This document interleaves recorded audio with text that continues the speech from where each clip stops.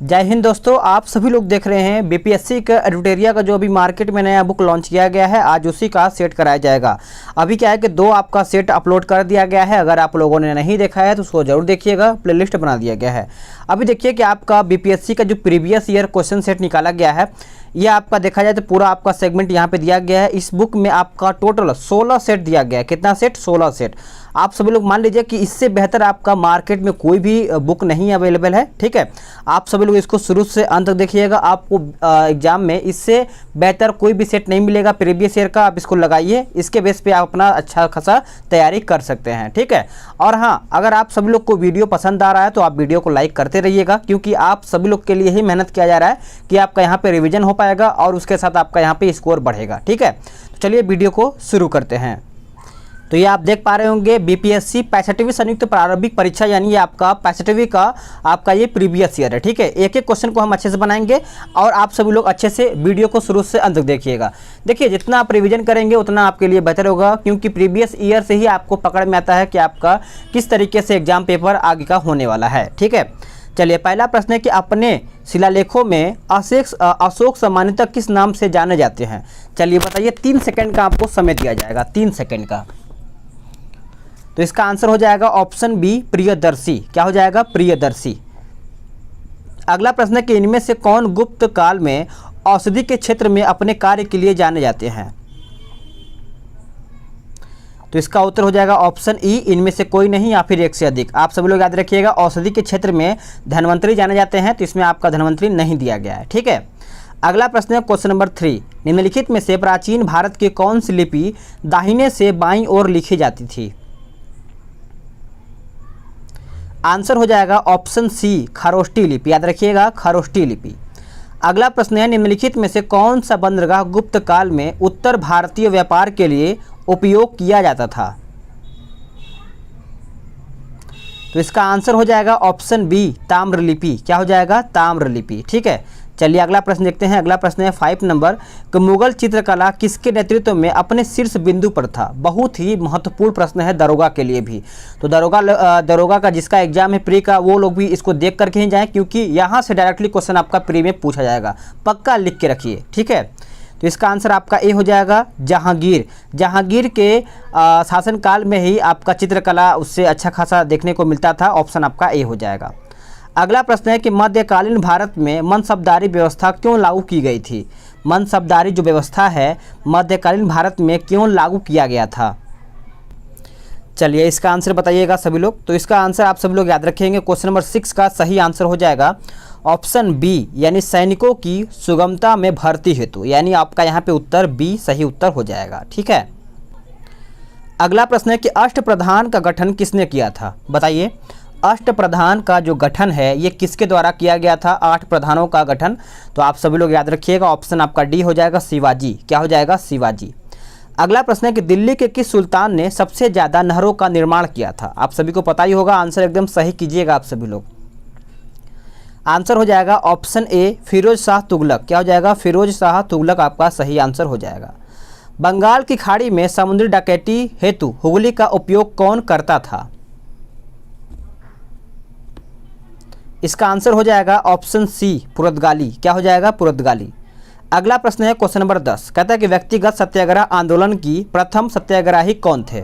अभी आप सभी लोग का जो 67 बीपीएससी का जो आपका निकाला गया है, क्या बोलते हैं कि प्लेटफार्म का, वो भी सेट चलेगा। आप परेशान ना होइएगा। ठीक है, सभी सेट में एक बाय एक करके लेके आऊँगा, क्योंकि दरोगा का भी सेट कराना है प्लस आपका बीपीएससी का भी कराना है, तो सभी को लेकर के ही चला जाएगा। तो इस प्रकार से इसका आंसर आपका सी हो जाएगा, विनोबा भावे। क्या हो जाएगा? विनोबा भावे। अगला प्रश्न है कि लंदन में इंडिया हाउस के संस्थापक कौन थे? लंदन में इंडिया हाउस के संस्थापक कौन थे? तो इसका उत्तर हो जाएगा ऑप्शन ए, श्यामजी कृष्ण वर्मा। क्या हो जाएगा? श्यामजी कृष्ण वर्मा। मैं आपको रिपीट करूंगा ताकि आपको चीज़ें याद हो जाएं। देशेर कथा पुस्तक किसने लिखी थी? देशेर कथा पुस्तक किसके द्वारा लिखा गया था?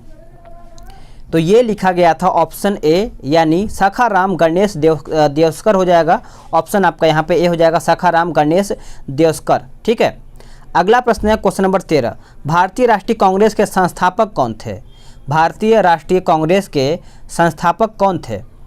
तो इसका आंसर हो जाएगा ऑप्शन बी, ए ओ ह्यूम। क्या हो जाएगा? ए ओ ह्यूम। चलिए अगला प्रश्न देखते हैं, क्वेश्चन नंबर 14। स्वराज मेरा जन्मसिद्ध अधिकार है और मैं इसे लेकर के ही रहूँगा, यह किसने कहा था? ये किसके द्वारा कहा गया था? स्वराज मेरा जन्मसिद्ध अधिकार है और मैं इसे लेकर के ही रहूँगा। तो इसका आंसर हो जाएगा ऑप्शन सी, बाल गंगाधर तिलक। क्या हो जाएगा? बाल गंगाधर तिलक। ठीक है, चलिए बताइए 15 नंबर प्रश्न कहता है कि रविन्द्रनाथ टैगोर ने अपनी नाइटहुड जो उपाधि थी वो किसके कारण त्याग कर दिया था? नाइटहुड उपाधि। तो इसका आंसर हो जाएगा ऑप्शन सी, जलियांवाला बाग जो हत्याकांड हुआ था उसी के कारण ये उपाधि लौटा दिया गया था। ऑप्शन आपका सी हो जाएगा। अगला प्रश्न है कि भारत सेवक समाज की स्थापना किसने किया था? भारत सेवक समाज की स्थापना किसने किया था? तो आंसर हो जाएगा ऑप्शन सी, गोपाल कृष्ण गोखले। क्या हो जाएगा? गोपाल कृष्ण गोखले। अगला प्रश्न है क्वेश्चन नंबर 17, कहता है काकोरी ट्रेन डकैती कांड में किन क्रांतिकारियों को फांसी की सजा दी गई थी? तो इसका उत्तर हो जाएगा ऑप्शन ए, राम प्रसाद बिस्मिल और अशफाक उल्लाह। याद रखिएगा, ऑप्शन आपका यहाँ पे ए हो जाएगा। अगला प्रश्न है कि इंडिया फॉर इंडियंस खिताब जो आपका किताब है ये किसने लिखा था? इंडिया फॉर इंडियंस खिताब जो है ये किसने लिखा था? तो इसका उत्तर हो जाएगा ऑप्शन ए, सी आर दास। क्या हो जाएगा? सी आर दास। अगला प्रश्न है कि सत्यशोधक समाज की स्थापना किसने किया था? सत्यशोधक समाज का स्थापना किसने किया था? तो इसका आंसर हो जाएगा ऑप्शन बी, ज्योतिबा फूले। क्या हो जाएगा? ज्योतिबा फूले। अगला प्रश्न है कि भारतीय राष्ट्रीय कांग्रेस की प्रथम महिला अध्यक्ष कौन थी? भारतीय राष्ट्रीय कांग्रेस की प्रथम महिला अध्यक्ष पूछा गया है। तो इसका आंसर हो जाएगा option B, Shrimati Annie Besant. क्या हो जाएगा? श्रीमती एनी बेसेंट हो जाएगा उत्तर। अगला प्रश्न है कि ठगों का उन्मूलन किसके नेतृत्व में हुआ था? ठगों का उन्मूलन किसके नेतृत्व में हुआ था? तो इसका आंसर हो जाएगा ऑप्शन बी, कैप्टन स्लीमन। क्या हो जाएगा? Captain Sleeman. अगला प्रश्न है 22 नंबर, कहता है अफगानिस्तान के प्रति आक्रामक नीति किस वायसराय ने अपनाई थी? आंसर हो जाएगा ऑप्शन बी, लॉर्ड लीटन। क्या हो जाएगा? Lord Lytton. अगला प्रश्न है कि 1930 में महात्मा गांधी ने सविनय अवज्ञा आंदोलन कहां से प्रारंभ किया था?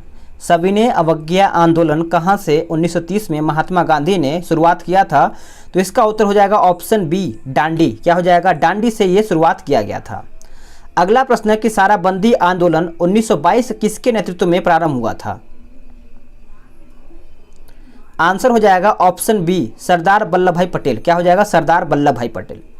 अगला प्रश्न है कि भारत के विभाजन के समय भारतीय राष्ट्रीय कांग्रेस का अध्यक्ष कौन था? आंसर हो जाएगा ऑप्शन ए, जे.बी. कृपलानी। क्या हो जाएगा? जे.बी. कृपलानी। अगला प्रश्न है कि वह प्रथा जिसके तहत किसान स्वयं भूमि का मालिक होता है और सरकार को भू राजस्व के भुगतान के लिए जिम्मेदार माना जाता है, बताइएगा इसका आंसर क्या होगा? तो इसका आंसर हो जाएगा ऑप्शन बी, रैयतवाड़ी प्रथा। क्या हो जाएगा? रैयतवाड़ी प्रथा। ठीक है, अगला देखते हैं। अगला प्रश्न है कश्मीर घाटी के अंतिम मुस्लिम शासक यूसुफ शाह चक जिन्हें मुगल सम्राट अकबर द्वारा बिहार में निर्वासित किया गया था वो दफन है कहाँ में? तो देखा जाए तो इसका उत्तर हो जाएगा ऑप्शन डी, नालंदा। क्या हो जाएगा? नालंदा आपका सही उत्तर हो जाएगा। अगला प्रश्न है कि बिहार राज्य पर्यटन विकास निगम की टैगलाइन क्या है? बिहार राज्य पर्यटन विकास निगम की टैगलाइन पूछा गया है। तो इसका टैगलाइन देखा जाए तो आपका ऑप्शन सी हो जाएगा, यानी ब्लिसफुल बिहार। ब्लिसफुल बिहार हो जाएगा, ऑप्शन आपका सी हो जाएगा। अगला प्रश्न है 29 नंबर, बिहार राज्य में गंगा के किनारे स्थित जिलों की संख्या पूछा गया है। बिहार राज्य के गंगा के किनारे स्थित जिलों की संख्या देखा जाए तो इसका उत्तर हो जाएगा ऑप्शन सी, 12। क्या हो जाएगा? 12 आपका सही उत्तर हो जाएगा। अगला प्रश्न है निम्नलिखित में से कौन सा वन्यजीव अभयारण्य बिहार के मुंगेर जिले में स्थित है? बिहार के मुंगेर जिले में स्थित है। तो इसका आंसर क्या होगा? इसका आंसर आपका सी हो जाएगा, भीम बांध। क्या हो जाएगा? भीम बांध।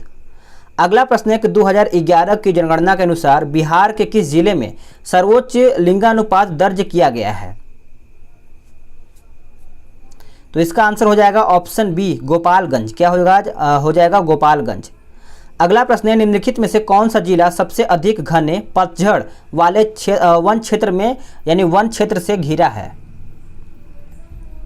तो इसका आंसर हो जाएगा ऑप्शन ए, पश्चिम चंपारण। क्या हो जाएगा? पश्चिम चंपारण। अगला प्रश्न है कि बिहार के किस जिले में गंगा नदी सबसे लंबी है? बिहार के किस जिले में गंगा नदी सबसे लंबी है? तो इसका उत्तर हो जाएगा ऑप्शन सी, पटना। क्या हो जाएगा? पटना आपका सही उत्तर हो जाएगा। 2011 की जनगणना के अनुसार बिहार के किस जिले में सर्वोच्च घनी आबादी प्रति वर्ग किलोमीटर दर्ज किया गया है? तो इसका आंसर हो जाएगा 34 का ऑप्शन ए शिवहर हो जाएगा। क्या हो जाएगा? शिवहर। चलिए अगला प्रश्न क्या है कि भागलपुर में नमक सत्याग्रह का नेतृत्व किसने किया था? भागलपुर में नमक सत्याग्रह का जो नेतृत्व है ये किया गया था ऑप्शन बी महादेव लाल सराफ। ऑप्शन आपका बी हो जाएगा। अगला प्रश्न है कि 1939 में बिहार में अंबारी सत्याग्रह का नेतृत्व किसने किया था? बताइएगा। तो इसका आंसर हो जाएगा ऑप्शन ए राहुल सांस्कृत्यायन हो जाएगा। ऑप्शन आपका यहाँ पे ए उत्तर हो जाएगा। अगला प्रश्न है कि बिहार में सर्च लाइट समाचार पत्र के संपादक कौन थे? तो इसका आंसर हो जाएगा ऑप्शन सी हो सकता है मुरली मनोहर प्रसाद हो सकता है, जहां तक मुझे लग रहा है। ठीक है, वैसे ई भी हो सकता है। आप कमेंट करके जरूर बताइएगा इसका आंसर क्या होगा। अगला प्रश्न है क्वेश्चन नंबर 39, कहता है कि सन 1931 में बिहार समाजवादी पार्टी का गठन किसने किया था? तो इसका आंसर हो जाएगा ऑप्शन 38 का ए हो जाएगा, यानी फूलन प्रसाद वर्मा हो जाएगा। ऑप्शन आपका यहाँ पे ए उत्तर हो जाएगा। अगला प्रश्न है कि बिहार में 1857 विद्रोह का नेतृत्व किसने किया था? तो ये किया गया था कुंवर सिंह के द्वारा। ऑप्शन आपका यहाँ पे 39 का सी हो जाएगा। अगला प्रश्न है कि असहयोग आंदोलन के दौरान बिहार में कृषकों का नेतृत्व किसने किया था? तो इसका आंसर हो जाएगा ऑप्शन ए स्वामी विद्यानंद। क्या हो जाएगा? स्वामी विद्यानंद आपका सही उत्तर हो जाएगा। आधुनिक बिहार का निर्माता किसे माना जाता है? आधुनिक बिहार का निर्माता किसे माना जाता है? तो ये आपका उत्तर हो जाएगा ऑप्शन ए सच्चिदानंद सिन्हा हो जाएगा। आप सभी लोग अच्छे से याद रखिएगा। अगला प्रश्न है कि बिहार प्रांतीय किसान सभा का गठन किसने किया था? तो ये गठन जो है आपका स्वामी सहजानंद सरस्वती के द्वारा किया गया था। ऑप्शन आपका यहाँ पे ए हो जाएगा। डच ईस्ट इंडिया कंपनी ने किस वर्ष अपनी फैक्ट्री पटना में स्थापित की थी? तो इसका आंसर हो जाएगा ऑप्शन बी 1632 में। कब? 1632 में। अगला प्रश्न है कि बिहार में स्वराज दल का गठन किसने किया था? बिहार में स्वराज दल का गठन जो है ये किसके द्वारा किया गया था? तो इसका उत्तर हो जाएगा ऑप्शन ए श्री कृष्ण सिंह हो जाएगा। क्या हो जाएगा? श्री कृष्ण सिंह हो जाएगा। उत्तर आपका यहाँ पे ए हो जाएगा। निम्नलिखित में से कौन सा जिला धारवाड़ यानी भू स्तरीय रचना वाला नहीं है? भू स्तरीय रचना वाला नहीं है। तो इसका उत्तर हो जाएगा ऑप्शन बी रोहतास। क्या हो जाएगा? रोहतास। अगला प्रश्न है कि नीति आयोग के स्वास्थ्य सूचकांक 2019 के अनुसार बिहार राज्य का स्कोर क्या है? यहाँ पर बिहार राज्य का स्कोर पूछा गया है। तो इस प्रकार से इसका आंसर हो जाएगा 32.11। याद रखिएगा ऑप्शन आपका यहाँ पे सी उत्तर हो जाएगा। जनगणना 2011 के अनुसार बिहार में बाल लिंगानुपात क्या था? बताइएगा। 47 का सही आंसर क्या हो जाएगा? तो इसका आंसर हो जाएगा ऑप्शन ए 935। क्या हो जाएगा? 935। अगला प्रश्न क्या है? तो इसका 48 देखते हैं कि वर्ष 2017-18 के दौरान बिहार में तृतीय क्षेत्र की विकास दर क्या थी? तो यहाँ पे तृतीय क्षेत्र का विकास दर पूछा गया है। तो इस प्रकार से सही आंसर हो जाएगा 14.6%। क्या हो जाएगा? 14.6%। अगला प्रश्न है कि वर्ष 2017-18 में मौजूदा कीमतों पर बिहार राज्य का सकल राज्य घरेलू उत्पाद क्या था? तो इसका आंसर हो जाएगा ऑप्शन ए करीबन यहाँ पे दिया गया है आपका 4,87,628 करोड़ रुपया दिया गया है। करीबन आपका यहाँ पे ए उत्तर हो जाएगा। चलिए आगे देखते हैं। अगला प्रश्न क्या है? क्वेश्चन नंबर 50 क्या कहता है? कहता है कि पटना उच्च न्यायालय के मुख्य न्यायाधीश कौन थे जिन्होंने जुलाई 2019 में बिहार के राज्यपाल के रूप में श्री फागू चौहान को पद की शपथ दिलाई थी? तो इस प्रकार से इसका उत्तर हो जाएगा ऑप्शन बी माननीय AP शाही हो जाएगा। ऑप्शन आपका यहाँ पे बी उत्तर हो जाएगा। अगला प्रश्न है क्वेश्चन नंबर 51, बिहार दिवस क्या महत्व है? याद रखिएगा बिहार दिवस का क्या महत्व है जो हर साल 22 मार्च को मनाया जाता है? तो इसका उत्तर हो जाएगा ऑप्शन सी 1912 में बिहार के बंगाल प्रेसिडेंसी से अलग होने को याद करने के लिए, यानी ऑप्शन आपका यहाँ पे सी उत्तर हो जाएगा। अगला प्रश्न है कि निम्नलिखित में से किस राज्य को केंद्रीय यानी केंद्र सरकार द्वारा विशेष श्रेणी दर्जा कभी प्रदान नहीं किया गया? तो इसका उत्तर हो जाएगा ऑप्शन ए बिहार। क्या हो जाएगा? बिहार आपका उत्तर हो जाएगा। अगला प्रश्न है कि सरकार की संसदीय व्यवस्था के विषय में निम्नलिखित में से कौन सा वक्तव्य सही है? कौन सा वक्तव्य जो है ये सही है? तो आपका उत्तर ऑप्शन ई हो जाएगा, इनमें से कोई नहीं या फिर एक से अधिक हो जाएगा। ठीक है, चलिए आगे देखते हैं।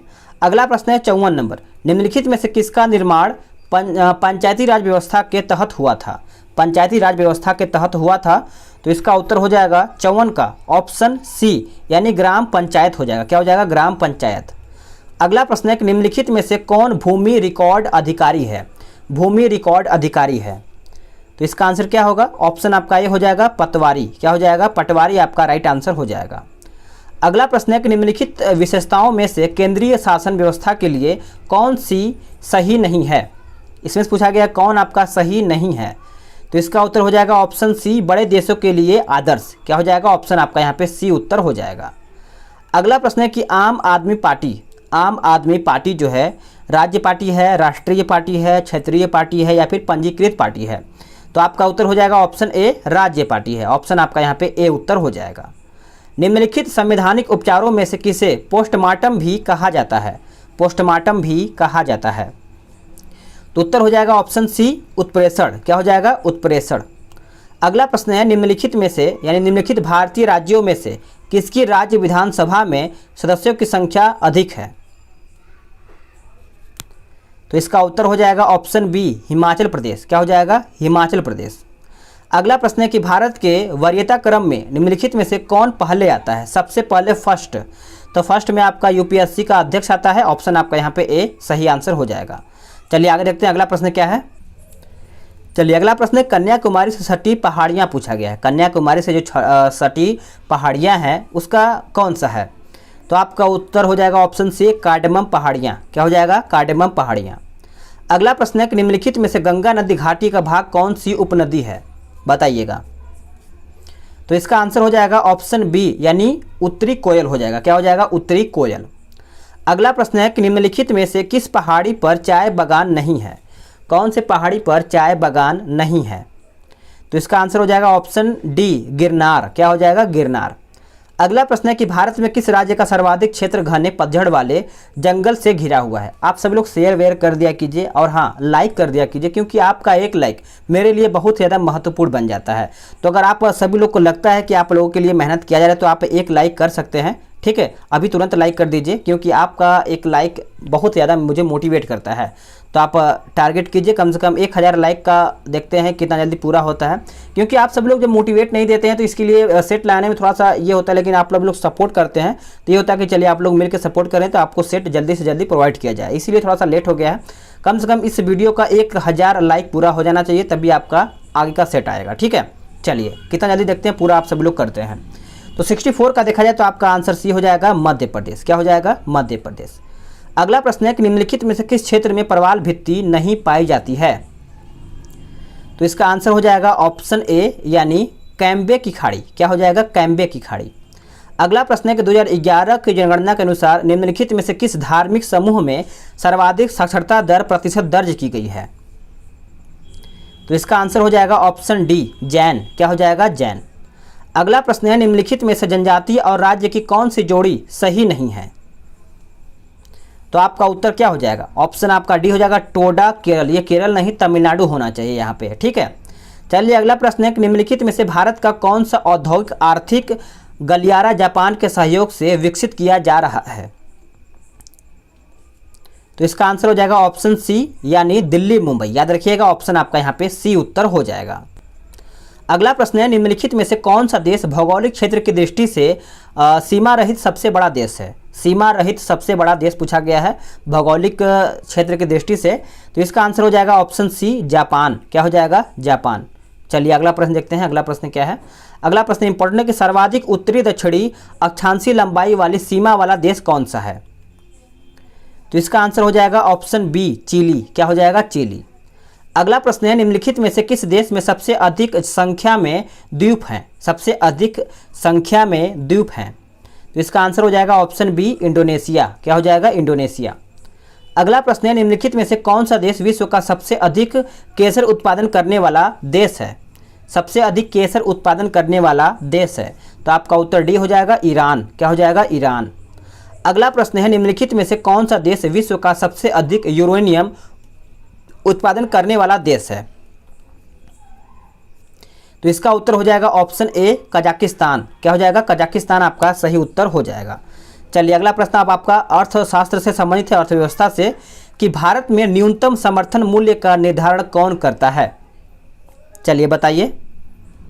इसका आंसर हो जाएगा ऑप्शन ए, कृषि लागत एवं मूल्य आयोग। क्या हो जाएगा? कृषि लागत एवं मूल्य आयोग आपका यहाँ पे उत्तर हो जाएगा। हिंदू वृद्धि दर किससे संबंधित है? हिंदू वृद्धि दर जो है ये आपका किससे संबंधित है? तो इसका आंसर हो जाएगा ऑप्शन बी, जीडीपी से। क्या हो जाएगा? जीडीपी आपका सही आंसर हो जाएगा। अगला प्रश्न है कि छठी पंचवर्षीय योजना के दौरान निम्नलिखित में से कौन सा कार्यक्रम शुरू किया गया था? यानी जो आपका छठवां पंचवर्षीय योजना हुआ था ये आपका पूछा गया है। तो उत्तर आपका यहाँ पे 76 का उत्तर ये हो जाएगा, एकीकृत ग्रामीण विकास हो जाएगा। ऑप्शन आपका यहाँ पे ए उत्तर हो जाएगा। अगला प्रश्न है कि अंत्योदय कार्यक्रम सर्वप्रथम किस राज्य में शुरू किया गया था? कौन से राज्य में शुरू किया गया था? तो ये शुरू किया गया था, आप सब लोग याद रखिएगा, 77 का उत्तर आपका डी हो जाएगा, राजस्थान। क्या हो जाएगा? राजस्थान। वर्ष 2017 में मांस और मांस से निर्मित वस्तुओं के निर्यात में भारत की हिस्सेदारी क्या थी? तो भारत की हिस्सेदारी देखा जाए तो 78 का उत्तर आपका ए हो जाएगा, 5% हो जाएगा। ऑप्शन आपका यहाँ पे ए हो जाएगा। अगला प्रश्न है कि वित्तीय वर्ष 2018-19 में कुल विदेशी मुद्रा प्रशिक्षित भंडार कितना है? तो 79 का उत्तर आपका करीबन ऑप्शन ई हो जाएगा। इसमें देखा जाए तो आपका 400 अरब डॉलर करीबन यहाँ पे देखने को मिलता है, तो इसको आप अच्छे से याद रखिएगा। अगला प्रश्न है कि निम्नलिखित में से कौन सा प्रत्यक्ष वित्त का स्रोत नहीं है? तो इसका आंसर हो जाएगा ऑप्शन ए, नाबार्ड। क्या हो जाएगा? नाबार्ड आपका सही उत्तर हो जाएगा। अगला प्रश्न है कि ईपीसीजी का पूर्ण रूप क्या है? ईपीसीजी का पूर्ण रूप देखा जाए तो आपका उत्तर क्या हो जाएगा? आपका उत्तर हो जाएगा ऑप्शन ए, एक्सपोर्ट प्रमोशन, ये क्या लिखा है, कस्टमर गुड्स हो जाएगा। ठीक है, एक सेकेंड, थोड़ा सा इसमें मिस्टेक हो रहा है, कैपिटल गुड्स होना चाहिए। आंसर इसका ए होना चाहिए, एक्सपोर्ट प्रमोशन कैपिटल गुड्स होना चाहिए। ठीक है, आप इसको याद रखिएगा, ऑप्शन आपका सी हो जाएगा। चलिए अगला देखते हैं, अगला प्रश्न क्या है। अगला प्रश्न है कि प्रधानमंत्री श्रम योगी मान धन योजना में प्रत्येक ग्राहक को 60 वर्ष की आयु प्राप्त करने के बाद न्यूनतम अनुमानित जो पेंशन प्रति माह होगी वो कितना हुआ? तो ये देखा जाए तो आपका हो जाएगा 3000 रुपया। क्या हो जाएगा? 3000 रुपया। चलिए अगला प्रश्न क्या है, क्वेश्चन नंबर 83, कहता है कि समुदाय विकास कार्यक्रम का उद्देश्य क्या है? समुदाय विकास कार्यक्रम का उद्देश्य पूछा गया है। तो इसका आंसर आप सभी लोग याद रखिएगा, ऑप्शन आपका ही हो जाएगा। ये कब शुरुआत हुआ था? तो ये आपका 1952 में शुरुआत किया गया था। ठीक है, अगला प्रश्न है क्वेश्चन नंबर 84, दाब का मात्रक पूछा गया है। दाब का मात्रक क्या है? तो इसका उत्तर क्या होगा? इसका उत्तर हो जाएगा ऑप्शन ई हो जाएगा, इसमें से कोई नहीं। अगला प्रश्न है कि सूर्य का प्रकाश पृथ्वी पर पहुंचता है। सूर्य का प्रकाश पृथ्वी पर पहुंचता है, तो 85 का उत्तर हो जाएगा ऑप्शन ई। करीबन इसमें आपका देखा जाए तो आपका 500 सेकेंड लगता है, 8 मिनट कुछ लगता है। ठीक है, अगला प्रश्न क्या है, क्वेश्चन नंबर 86, निम्नलिखित में से कौन सी अदिश राशि है? इनमें से पूछा गया है, इनमें से कौन सी आपका अदिश राशि है? तो 86 का उत्तर हो जाएगा ऑप्शन बी, दाब हो जाएगा। क्या हो जाएगा? दाब। अगला प्रश्न है, निम्नलिखित में से किस राशि का मात्रक नहीं है? चलिए बताइएगा। तो 87 का सही आंसर हो जाएगा ऑप्शन सी, विकृति। क्या हो जाएगा? विकृति। वायु में ध्वनि का तरंग होता है। वायु में ध्वनि का तरंग होती है, तो इसका आंसर हो जाएगा ऑप्शन बी, अनुदैर्ध्य हो जाएगा। क्या हो जाएगा? अनुदैर्ध्य हो जाएगा। अगला प्रश्न है कि 50 डिग्री सेंटीग्रेड का मान फ़ारेनहाइट स्केल में क्या होगा? तो इसका उत्तर हो जाएगा 122 डिग्री फ़ारेनहाइट हो जाएगा। ऑप्शन आपका यहाँ पे बी उत्तर हो जाएगा। अगला प्रश्न है कि हर्ट्ज में क्या नापा जाता है, यानी हर्ट्ज से क्या नापा जाता है? तो आप सभी को पता ही होगा, 90 का उत्तर आपका ए हो जाएगा, आवृत्ति। क्या हो जाएगा? आवृत्ति आपका सही उत्तर हो जाएगा। विद्युत धारा किस उपकरण से नापी जाती है? विद्युत धारा जो है कौन से उपकरण से नापा जाता है? तो आपका उत्तर हो जाएगा ऑप्शन बी, एमीटर। क्या हो जाएगा? एमीटर। ठीक है, अगला प्रश्न है कि विद्युत शक्ति की इकाई पूछा गया है। विद्युत शक्ति की इकाई देखा जाए तो आपका वोल्ट हो जाएगा। ऑप्शन आपका यहाँ पे बी हो जाएगा। अगला प्रश्न है कि आधुनिक रसायन शास्त्र का जनक किसे कहा जाता है? आधुनिक रसायन शास्त्र का जनक जो है ये कहा जाता है आपका ऑप्शन सी, लेवोजियर को। ऑप्शन आपका सी हो जाएगा। एक तत्व में इलेक्ट्रॉनों और न्यूट्रॉनों की संख्या क्रमशः 18 और 20 है। इस तत्व की द्रव्यमान संख्या पूछा गया है। तो इस बताइए इसका आंसर क्या होगा? चलिए बताइए, 94 का सही आंसर हो जाएगा ऑप्शन सी, 38 हो जाएगा। क्या हो जाएगा? 38 आपका सही आंसर हो जाएगा। अगला प्रश्न है 95 के निम्नलिखित में से किसे हंसने वाली गैस कहा जाता है? बताइए, हंसने वाली जो गैस है ये कहा जाता है आपका ऑप्शन बी नाइट्रस ऑक्साइड को। लाफिंग गैस इसी के नाम से जाना जाता है, ऑप्शन आपका बी हो जाएगा। निम्न में से 96 कहता है कि निम्न में से यानी निम्नलिखित में से कौन सा एक तत्व नहीं है? कौन सा एक तत्व जो है नहीं है? तो उत्तर हो जाएगा ऑप्शन सी गैस। क्या हो जाएगा? गैस। अगला प्रश्न है कि पानी का पीएच मान पूछा गया है। पानी का पीएच मान देखा जाए तो आपका ऑप्शन बी हो जाएगा 7। क्या हो जाएगा? 7। अगला प्रश्न है ग्रीन हाउस गैसों में मुख्य घटक कौन सा है? ग्रीन हाउस गैसों में मुख्य घटक देखा जाए तो आपका उत्तर हो जाएगा ऑप्शन ई यानी carbon dioxide, nitrous oxide, methane, ozone, सभी हो जाएगा इसमें से। ठीक है, एक से अधिक हो जाएगा। अगला प्रश्न है कि ऑक्सीजन अनुपस्थिति या फिर अनुपस्थित होती है किसमें? तो उत्तर हो जाएगा ऑप्शन ए कैरोसिन में। क्या हो जाएगा? कैरोसिन में। अगला प्रश्न है कि प्राकृतिक रबर किसका बहुलक है? प्राकृतिक रबर जो है ये आपका किसका बहुलक है? तो आपका उत्तर हो जाएगा ऑप्शन ए आइसोप्रीन। क्या हो जाएगा? आइसोप्रीन। अगला प्रश्न क्या है इसको आप अच्छे से देखिएगा। अगला प्रश्न है कि ग्लूकोज का सूत्र पूछा गया है। ग्लूकोज का सूत्र देखा जाए तो आपका उत्तर हो जाएगा ऑप्शन सी यानी C6H12O6 यानी उत्तर आपका यहाँ पे सी उत्तर हो जाएगा। अगला प्रश्न है कि CO समूह का आबंध क्रम क्या है? CO समूह का आबंध क्रम क्या है? तो इसका उत्तर हो जाएगा ऑप्शन डी 3 हो जाएगा। क्या हो जाएगा? 3 आपका सही उत्तर हो जाएगा। शरीर का तापमान नियंत्रित करता है कौन? शरीर का तापमान जो है यह नियंत्रित करता है हाइपोथैलेमस ग्रंथि। क्या हो जाएगा? हाइपोथैलेमस ग्रंथि आपका उत्तर हो जाएगा। पुस्तक द ऑरिजिन ऑफ स्पीसीज किसने लिखी है? तो इसका उत्तर हो जाएगा ऑप्शन डी डार्विन। क्या हो जाएगा? डार्विन आपका सही उत्तर हो जाएगा। शैवाल और कवक के मिलाने या फिर मिलने से लाइकेन बनता है, हम इसको क्या कहते हैं या फिर जिसे क्या कहते हैं? तो उत्तर हो जाएगा ऑप्शन बी यानी क्या लिखा है? म्यूटुअलिज्म हो जाएगा। म्यूटुअलिज्म ऑप्शन आपका यहाँ पे बी उत्तर हो जाएगा। अगला प्रश्न है कि जहाँ जीव रहता है उस सटीक जगह को क्या कहते हैं? तो इसका आंसर हो जाएगा 106 का ऑप्शन ए हो जाएगा आवास। क्या हो जाएगा? आवास। सौर ऊर्जा एटीपी में बदलती है। सौर ऊर्जा एटीपी में बदलती है तो आपका क्लोरोप्लास्ट हो जाएगा। ऑप्शन आपका बी राइट आंसर हो जाएगा।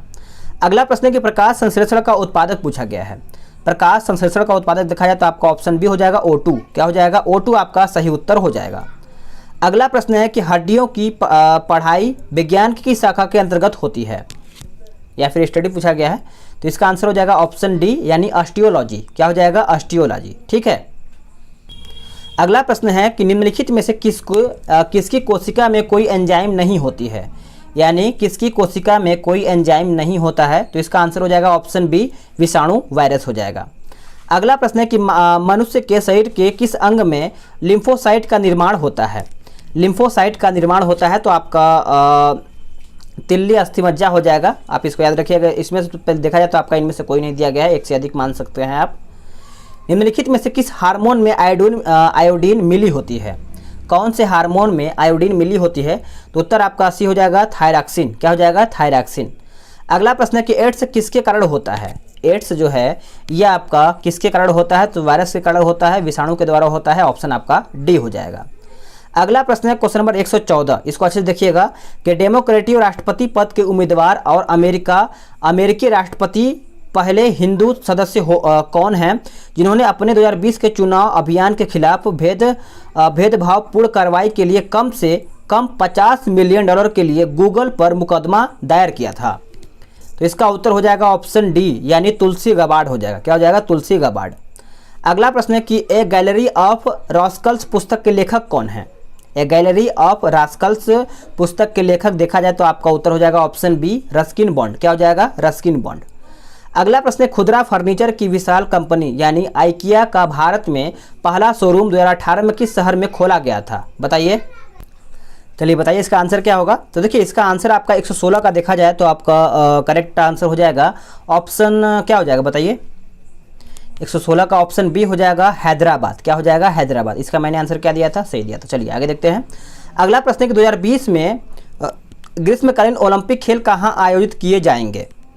तो ये आपका देखा जाए तो आपका ओलंपिक का पूछा गया है तो इसका आंसर हो जाएगा ऑप्शन सी टोक्यो। ठीक है। चलिए आगे देखते हैं अगला प्रश्न क्या है। अगला प्रश्न है कि यूनेस्को ने 2019 के उत्सव को रासायनिक तत्वों की आवर्त सारणी के अंतर्गत वर्ष के रूप में इसके कितने साल पूरा होने का जश्न मनाया है? तो इसका आंसर हो जाएगा ऑप्शन बी, 150 वर्ष पूरा होने पर जश्न मनाया है। ऑप्शन आपका बी हो जाएगा। अगला प्रश्न है कि हाल ही में, याद रखिएगा, हाल ही में भारत की संसद ने 3 तलाक कानून पारित करके भारत के सर्वोच्च न्यायालय के किस वर्ष के विनिर्णय को समर्थन दिया, जिसके 3 तलाक यानी तलाक के बिद्दत को असंवैधानिक बना दिया था? तो इसका आंसर हो जाएगा ऑप्शन डी, 2017 में। याद रखिएगा, पूछा जा सकता है। ब्रिक्स शिखर सम्मेलन 2019 का आयोजित होने वाला है या फिर हो गया है? तो इसका आंसर तो हो ही गया है, 2019 का पूछा गया, तो इसका आंसर हो जाएगा ऑप्शन ए, ब्राजील। ठीक है। अगला प्रश्न है कि मुकुंद पद्म यानी पद्म भवन के बाद समाचार पत्र द हिंदू संपादक कौन बने? द हिंदू के संपादक कौन बने? तो इसका उत्तर हो जाएगा ऑप्शन सी, सुरेश नाबंत हो जाएगा। क्या हो जाएगा? नाबंत। अगला प्रश्न है कि प्रधानमंत्री नरेंद्र मोदी ने हाल ही में मंडल बांध परियोजना की नींव किस नदी पर बनाने के लिए रखी थी? तो इसका उत्तर हो जाएगा ऑप्शन डी, उत्तरी कोयल लिखा है, माफ कीजिएगा, उत्तरी कोयल लिखा है उत्तर आपका यहाँ पे। क्या हो जाएगा? तो ऑप्शन आपका डी हो जाएगा। अगला है कि जुलाई 2019 में बिहार के महाभाषणिक स्थान यानी मेगालिथिक साइट के पहले प्रलेखन के लिए विशेषज्ञों ने निम्नलिखित में से किस जिले का दौरा किया था? कौन से जिले का दौरा किया था? तो इसका आंसर हो जाएगा 123 का ऑप्शन बी, कैमूर हो जाएगा। क्या हो जाएगा? कैमूर आपका सही उत्तर हो जाएगा। अगला प्रश्न है कि हाल ही में अबू धाबी में आयोजित इस्लामिक सहयोग संगठन यानी OIC विदेशी मंत्रियों की परिषद के 46वें सत्र में भाग लेने के लिए किस देश को मेजबान UAE ने गेस्ट ऑफ ऑनर के रूप में आमंत्रित किया था? तो इसका आंसर हो जाएगा ऑप्शन सी, भारत। क्या हो जाएगा? भारत। अगला प्रश्न देखते हैं। अगला प्रश्न है क्वेश्चन नंबर 125, कहता है कि हाल ही में इसरो और CNES ने एक संयुक्त समुद्री निगरानी प्रणाली स्थापित करने के लिए समझौते पर हस्ताक्षर किए। CNES किस देश की अंतरिक्ष एजेंसी है? तो ये देखा जाए तो आपका उत्तर हो जाएगा ऑप्शन सी, फ्रांस। क्या हो जाएगा? फ्रांस। पराग्वे की राजधानी कौन सी है जहां भारत के उपराष्ट्रपति ने मार्च 2019 में दौरा किया था? तो इसका आंसर हो जाएगा ऑप्शन ए, यानी अंसियंस हो जाएगा। क्या हो जाएगा? अंसियंस। अगला प्रश्न है कि हाल ही में संयुक्त राष्ट्र पर्यावरण सभा का 4था सत्र कहां आयोजित किया गया था? कहां पर आयोजित किया गया था? तो इसका आंसर हो जाएगा 27 का ऑप्शन डी, यानी नैरोबी केन्या हो जाएगा। ऑप्शन आपका यहाँ पे डी हो जाएगा। मार्च 2019 में सरकार द्वारा भारतीय सांकेतिक भाषा शब्दकोश के किस संस्करण का विमोचन किया था? तो इसका आंसर हो जाएगा ऑप्शन बी, दूसरा। क्या हो जाएगा? दूसरा। अगला प्रश्न है कि मनोहर पर्रिकर की जगह हाल ही में उनकी मृत्यु पर गोवा के मुख्यमंत्री के रूप में किसने शपथ लिया था? तो इसका आंसर हो जाएगा ऑप्शन सी, प्रमोद सावंत। क्या हो जाएगा? प्रमोद सावंत। 2018 के लिए अंतर्राष्ट्रीय गांधी शांति पुरस्कार का विजेता कौन है? तो इसका आंसर हो जाएगा ऑप्शन ए, यानी योही ससाकावा हो जाएगा। ऑप्शन आपका यहाँ पे ए हो जाएगा। विश्व का पहला ऊंट अस्पताल किस शहर में स्थित है? तो आंसर हो जाएगा ऑप्शन डी, दुबई। क्या हो जाएगा? दुबई राइट आंसर हो जाएगा। UNESCO all England open badminton championship 2019 के पुरुष एकल के विजेता कौन थे? आंसर हो जाएगा ऑप्शन सी, कैंटो मोमोटा हो जाएगा। ऑप्शन आपका यहाँ पे सी हो जाएगा। चलिए अगला प्रश्न देखते हैं कि 5 राइनो श्रेणी के राष्ट्र जिन्होंने एक घोषणा पत्र the new Delhi declaration on Asian rhinos 2019 पर हस्ताक्षर किए हैं, भारत, नेपाल, मलेशिया, इंडोनेशिया और। तो देखा जाए तो इसका उत्तर हो जाएगा option D, Bhutan. Correct answer आपका यहाँ पे हो जाएगा। अगला प्रश्न है कि सर डॉन बैडमैन के बाद टेस्ट प्रारूप में 25 शतक बनाने वाले दूसरे सबसे तेज बल्लेबाज कौन बन गए हैं? तो इसका आंसर हो जाएगा ऑप्शन डी, स्टीव स्मिथ हो जाएगा। क्या हो जाएगा? Steve Smith. जुलाई 2019 में अंतरिक्ष यान चंद्रयान 2 को किस भारतीय राज्य से प्रक्षेपित किया गया था? तो ये किया गया था आंध्र प्रदेश। क्या हो जाएगा? आंध्र प्रदेश। अगला प्रश्न है कि थेरेसा मे के बाद ब्रिटेन के प्रधानमंत्री बनने की दौड़ में कंजर्वेटिव पार्टी में पहले दौर के मतदान के बाद प्रतियोगिता में अंतिम साल में कि इनमें से कौन शामिल नहीं था? तो आंसर हो जाएगा ऑप्शन डी, यानी मार्क हॉपर हो जाएगा। अगला प्रश्न है कि 2019 में गुट निरपेक्ष आंदोलन के समन्वय ब्यूरो की मंत्री स्तरीय बैठक कहां पर हुई थी? तो ये हुआ था ऑप्शन आपका 37 का देखा जाए तो ए हो जाएगा वेनेजुएला। क्या हो जाएगा? वेनेजुएला। अगला प्रश्न है कि सैयद अकबरुद्दीन यानी अकबरुद्दीन से पहले संयुक्त राष्ट्र में भारत का स्थायी प्रतिनिधि कौन था? तो इसका आंसर हो जाएगा ऑप्शन सी अशोक कुमार मुखर्जी। क्या हो जाएगा? अशोक कुमार मुखर्जी। भारत में मतदान के लिए प्रयोग की जाने वाली मशीन यानी वीवीपैट का संस्करण क्या है? तो इसका संस्करण देखा जाए तो M3 हो जाएगा। ऑप्शन आपका यहाँ पे सी हो जाएगा। ठीक है। अगला प्रश्न है कि बिहार में कृषि कुंभ मेला 2019 कहाँ आयोजित हुआ था? तो ये हुआ था आपका मोतिहारी में। कहाँ पर? मोतिहारी में। तो फ्रेंड्स आप सभी लोग का यहाँ पे 150 क्वेश्चन समाप्त हो गया है। वीडियो को लाइक जरूर कीजिएगा और हाँ, आप कोई भी सुझाव देना चाहते हैं तो आप कमेंट के माध्यम से सुझाव दे सकते हैं। आपके कमेंट को देखा जाएगा। ठीक है, मिलते हैं एक नई वीडियो में। आज के लिए इतना ही। जय हिंद, वंदे मातरम।